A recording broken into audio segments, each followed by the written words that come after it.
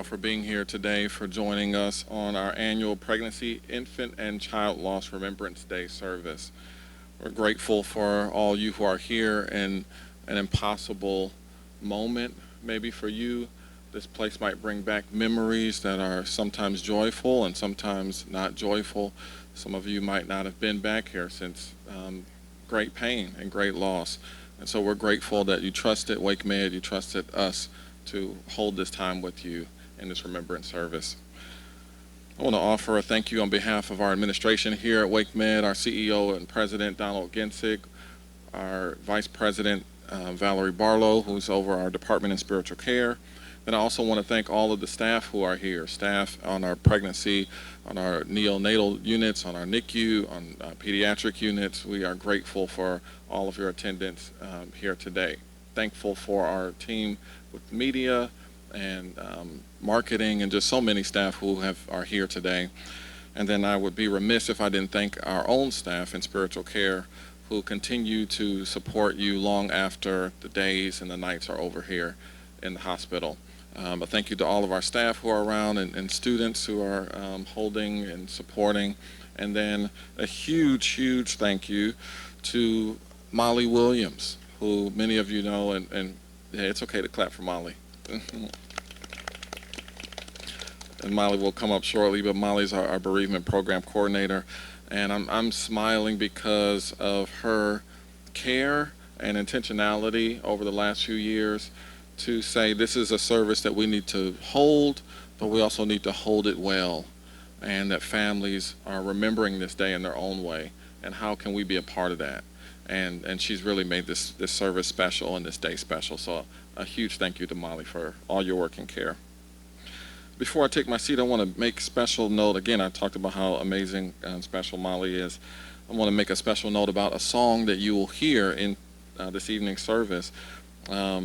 If you look on the back of your bulletin and if you follow along in the program, you'll see that there's a song that will be sung, and the song is titled Moonflower.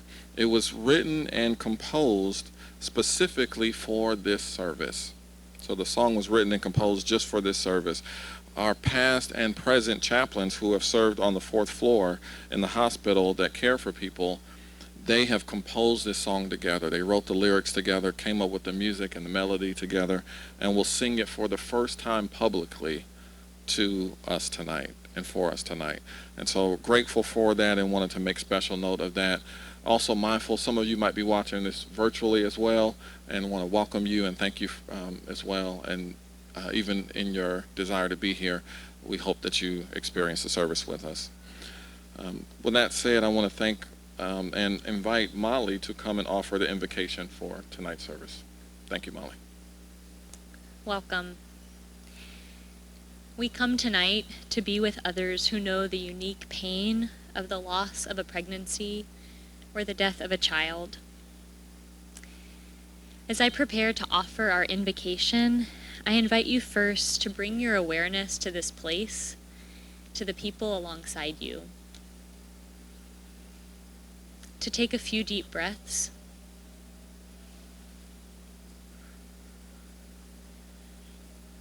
To be present to the feelings and memories that may emerge in this time.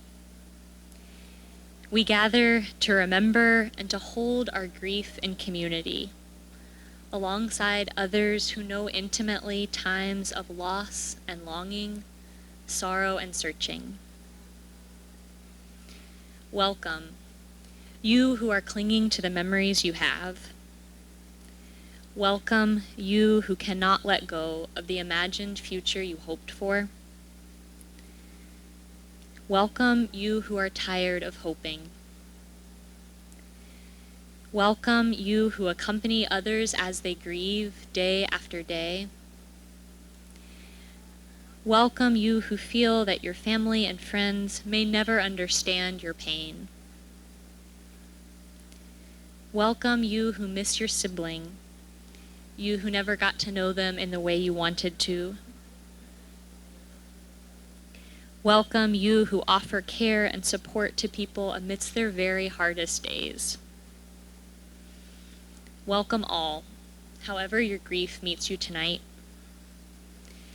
In this hour, we will hold it and honor it together with all of the attention and compassion it deserves.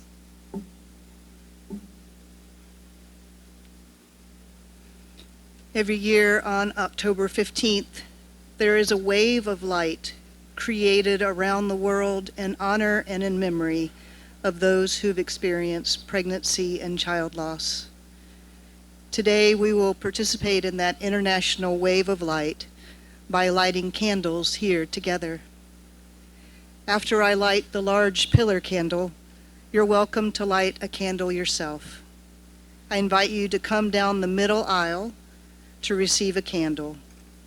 You'll light a match from the pillar candle to light your individual candle, and then place them on the table. May this moment of joining in a large wave of light across the world bring you comfort in your grief. All are welcome to participate. Those who are grieving, those who are here remembering, and those who have cared for those in grief are all invited to participate.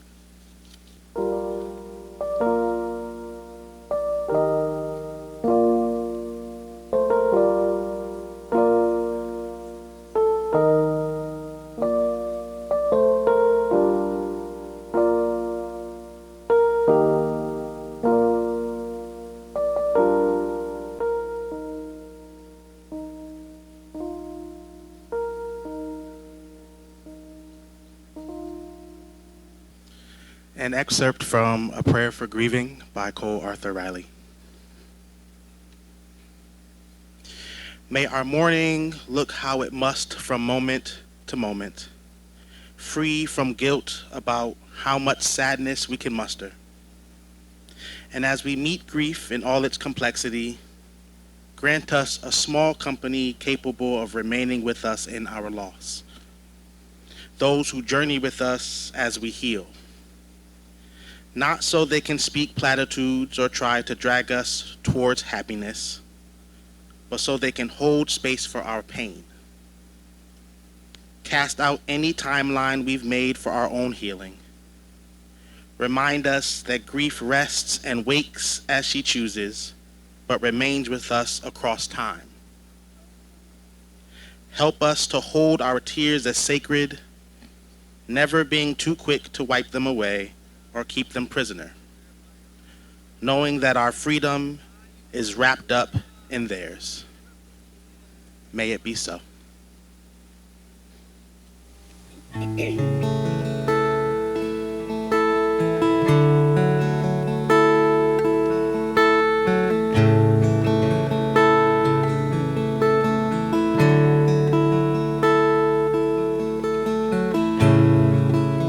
Someone you held then had to give away. Someone you'll never see age beyond today. What we never dreamed of, life gone at the brink of possibility.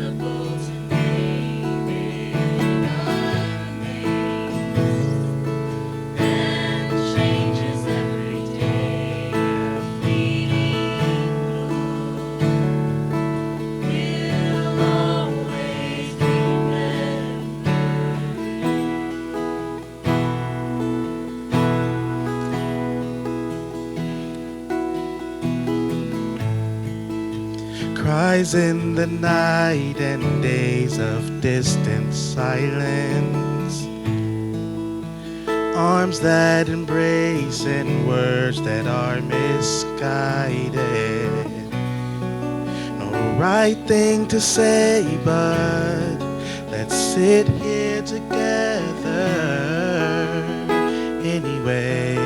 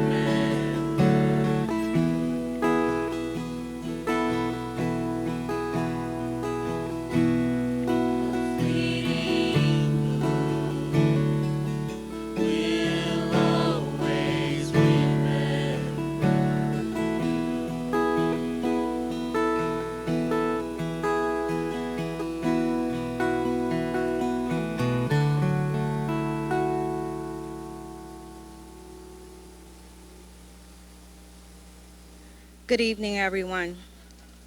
My name is Nikki Lawrence, and I would first like to thank the organizers of this service for providing bereaved parents like myself, as well as those who support us, a space to honor and remember our little angels. I have experienced miscarriage, stillbirth, and infant loss. I stand before you today to honor the memories of my daughter, Nadia Joy, and my son, Jaden Emmanuel. It has been 18 years since I first was affected by loss, and WakeMed is the first organization I worked with that honors Pregnancy and Infant Loss Awareness Month and Day. Last year was the first time I attended one of their services, and in all my years of grief, it was the first time I felt seen at work. I thought I was going to get up here this evening and speak to you about my journey and share how I learned to turn my pain into purpose. However, as I reflected about this evening and how meaningful it is to me, I was reminded of some of the stories I've heard over the last year and how pregnancy and infant loss affects so many people, not just the parents. I recall hearing a labor and delivery nurse speak at last year's service about how she carries the bereaved parents in her heart long after they are discharged from the hospital, and how she felt that no amount of care she provided at that time felt adequate for what we were facing. I recall the NICU doctor who expressed the grief she felt when losing one of the little ones she cared for. She talked about having prayers and hopes for their recovery and the torment it was to tell the parents otherwise. The day my daughter Nadia was born still, my best friend, who had been chosen to be her godmother, was out with me shopping for her coming home outfit. She was the one who rushed me to the hospital that day when my placenta abrupted. I remember her telling me how she broke down that night when she returned to her car to see the blood-stained seat I had earlier occupied. She spoke of how she herself was anxiously awaiting her goddaughter and how she felt guilt when she wondered, did she drive fast enough or did she do the wrong thing, deciding to drive me herself? I remember overhearing my mother speaking to another bereaved grandparent at an awareness walk and recounting how both her daughters have suffered loss and how she would never forget the scream each of us let out when we were given the news. She told how, like many of us, she felt helpless as a parent. She wanted to take our pain and hurt away, but couldn't. I remember after the birth of his daughter, my own son came out of the delivery room, collapsing in my arms and saying he could finally breathe. Because he had witnessed what his father and I went through with losing his siblings, he was holding his breath the whole pregnancy, terrified of experiencing his own loss. In the midst of our own grief, we sometimes forget how the loss has affected others around us. I recount all of these stories to show that the loss of a baby touches everyone: parents, siblings, grandparents, friends, and even those who bear witness. Sharing your stories on how our baby's life have touched you help us feel less alone. It gives meaning to a life gone too soon. Though our journeys may look different, we stand together in this shared space of remembrance and hope. As we light our candles tonight, may each flame be a symbol of connection between hearts, between memories, and between the souls that will never be forgotten. Hi, my name is Amy. I'm a neonatal nurse practitioner here in the NICU.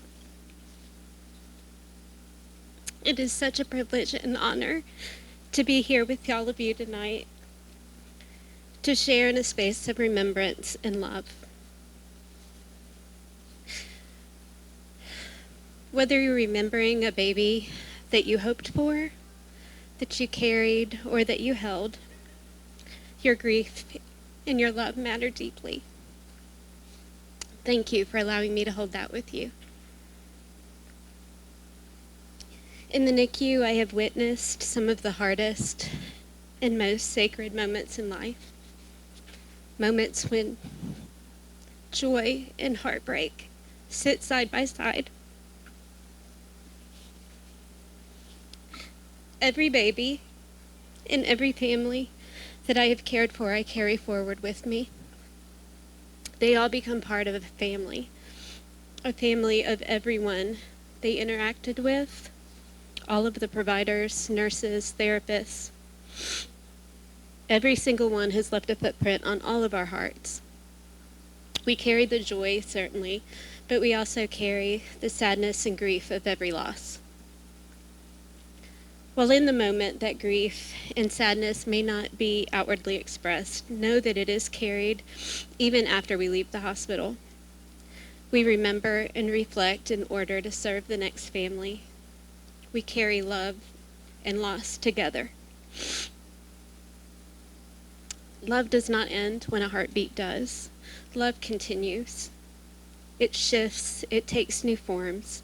It lives in memory and ritual, and in the small acts of courage that brought all of you here tonight.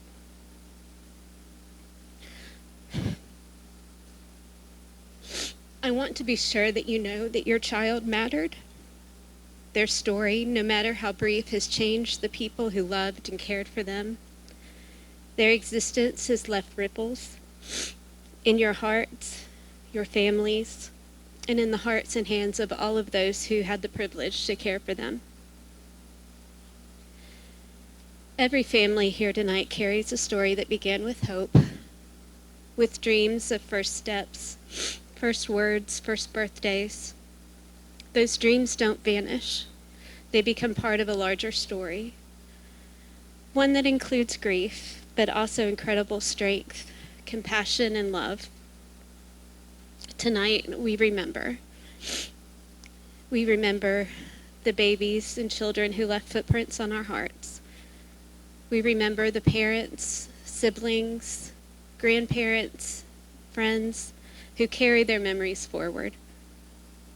We remember that grief and love are forever intertwined, and that healing doesn't mean forgetting. It means continuing to love in new ways. Thank you for allowing me to share in this evening with you. Your babies are remembered. Your love is seen, and your strength, even in the quiet and tender moments, is extraordinary. Thank you. The loss of a pregnancy, baby, or child can be a lonely kind of grief. And though no one else can fully understand the grief that you are holding, the painful questions you may be asking, and the memories you might be reliving, we will participate together in a ritual tonight to remind ourselves that we are not alone. In a few moments, everyone will be invited to come forward and participate. Whether you know the pain of this loss personally, or you offer care and support to people experiencing this loss, you are invited to take part in this remembrance ritual. You'll find on this table that there are 3 colors of fabric on the table, each representing something different. The dark green fabric represents a way that this loss, or caring for others who have experienced this kind of loss, has changed you. The cream-colored fabric is for a part of this loss, or for caring for others who have experienced this loss, that you would like to let go of or release. The light green fabric is for the sense of comfort and care you would like to extend to yourself or to others who are holding this grief. There are reminders on the table about what each color represents, and you may take as many of each color as you would like. Once you have chosen your fabric and spent a moment reflecting on its meaning to you, you are then invited to tie your fabric onto the circle that will be held in the middle of this space. Come when you are ready.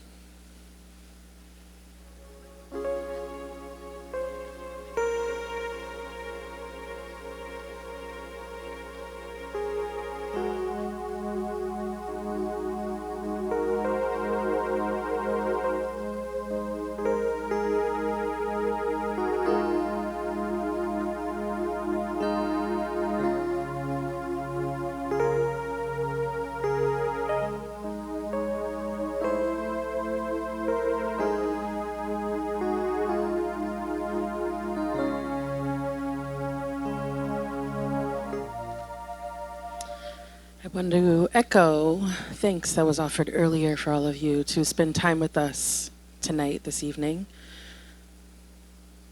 Before I read what I've been invited to share with you to close our program, to your right is a beautiful table of refreshments and resources, and so everyone is invited to stay afterwards to partake if that would be something you would like. Realizing that I am standing between you and said refreshments, one of the things in spiritual care we try not to do is rush. And so as Molly invited at the beginning, I'm going to invite you all to check in with your bodies. How close are your shoulders to your neck? Maybe they need to drop. Take a deep breath. Notice any tension in your body and try to release it. And I also invite you just to look around at this unique collection of people connected through grief and maybe has made something beautiful in the gathering tonight. So please receive the recognition of your feelings and sentiments conveyed through these words written by Kate Bowler. A blessing for you who lost too much too quickly. Blessed are you sitting among the shards of what could have been. It's broken now. That dream you loved, and it spilled out all over the place. Blessed are you letting your eyes look and remember all the hope you once had, all the love, all the beauty, all the future selves you could have been. Blessed are you telling your tears they can flow, telling your anger it can speak, letting this loss speak all its terrible truth to your soul. Blessed are you when mourning is the holy work of the moment, for it speaks of what is real and raw. Blessed are we who mourn, saying, "Let me stay here in grief's cold winter for as long as it takes." That mourning might be to our hearts the gentlest springtime. Let the thaw come slowly as we learn to live here in what is possible today. May peace find you and accompany you along your journey as you live with, and grow around your grief. Ashe, and let it be so.